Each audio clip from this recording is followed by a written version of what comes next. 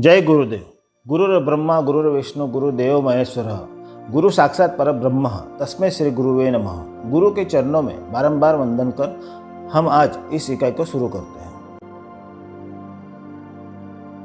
तो मैं धर्मेश राजीवड़े आपका अपने इस एस्ट्रोलॉजी चैनल में बहुत बहुत स्वागत करता हूं और आपको अनुरोध करता हूं कि अगर आपने अभी तक मेरे इस चैनल को सब्सक्राइब नहीं किया है तो कृपया इसे तुरंत सब्सक्राइब करें और बेल बटन को दबाना ना भूलें, ताकि आगे आने वाले समय में मैं आपको ज्योतिष शास्त्र के नए आयामों को सर करते हुए इस दैवी शास्त्र के विषय में ज़्यादा से ज़्यादा जानकारी दे सकूं। आपकी दुविधा व प्रश्नों को कमेंट करें और इस वीडियो को ज़्यादा से ज़्यादा शेयर करें।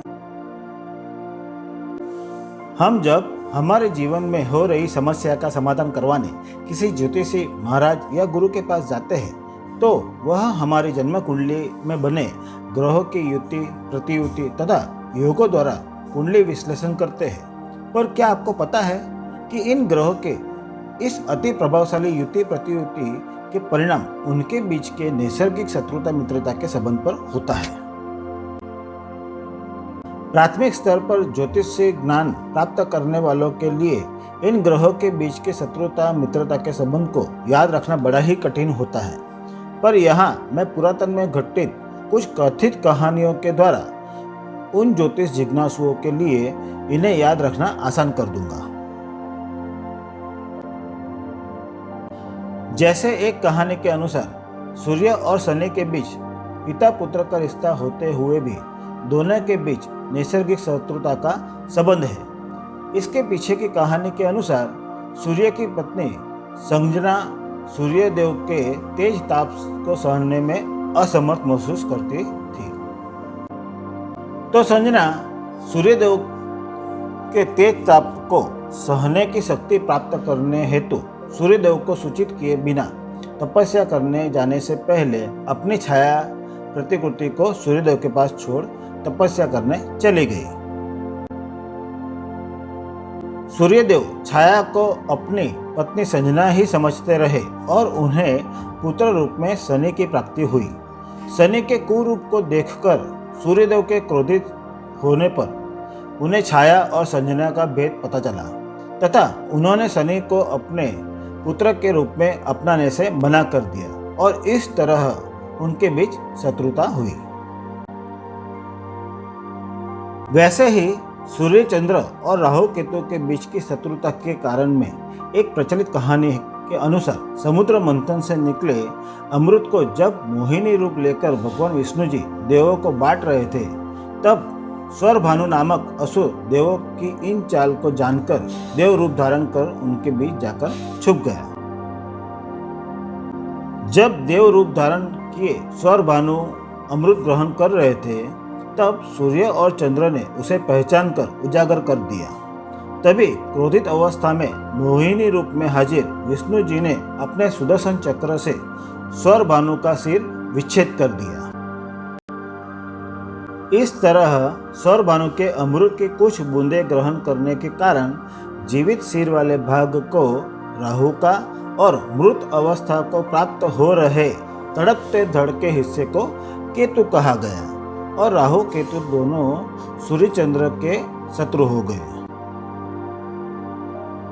उसी प्रकार गुरु बुध चंद्र के बीच के संबंध की कहानी में चंद्रदेव ने विवेक बुद्धि खोकर अपनी गुरु पत्नी तारा के साथ अवैध संबंध बना लिया और उनसे उन्हें एक बालक यानी बुध ग्रह की प्राप्ति हुई।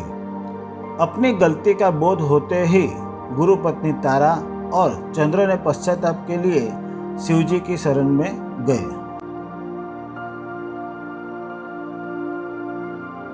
देव गुरु बृहस्पति ने शिवजी से प्राप्त दिव्य दृष्टि से पूरी घटना को समझकर शांत हो गए और उन्होंने चंद्रदेव व तारा को माफी मांगने पर उन्हें क्षमा कर दिया, परंतु बुध को अपना पुत्र मानने से मना कर दिया।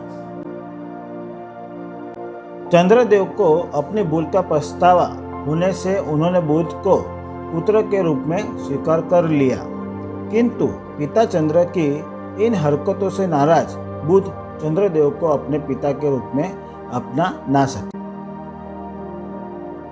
तो इस तरह गुरु चंद्र तो मित्र हो गए, पर गुरु बुध शत्रु हो गए। चंद्र ने बुध को अपनाया, इसलिए चंद्र बुध को मित्र समझते हैं, पर बुध चंद्रदेव को पिता के रूप में अस्वीकार कर उन्हें अपना शत्रु समझने लगे।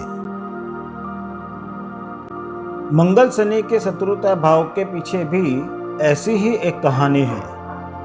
मंगल शनि की बहन यामी को सूर्यदेव का सिंहासन पाने की कुनीति से ब्याह करना चाहते थे, जो शनिदेव जान चुके थे, और दूसरी ओर इंद्रदेव शनि की प्रेयसी दामिनी को पसंद करते थे। इसलिए इंद्र के उकसाने पर मंगल देव ने दामिनी की कुंडली में मंगल दोष की रचना कर दी। इन मुसीबतों से बचने के लिए शनि देव ने मां महाकाली को प्रसन्न कर उनसे चमत्कारी हल्दी प्राप्त की, जिसे लगाने पर उनका सत्य बाहर निकल आता, और इस तरह मंगल देव की कुनीति उजागर हुई और शनि को इसका दोषी समझकर वे शनि के शत्रु हो गए।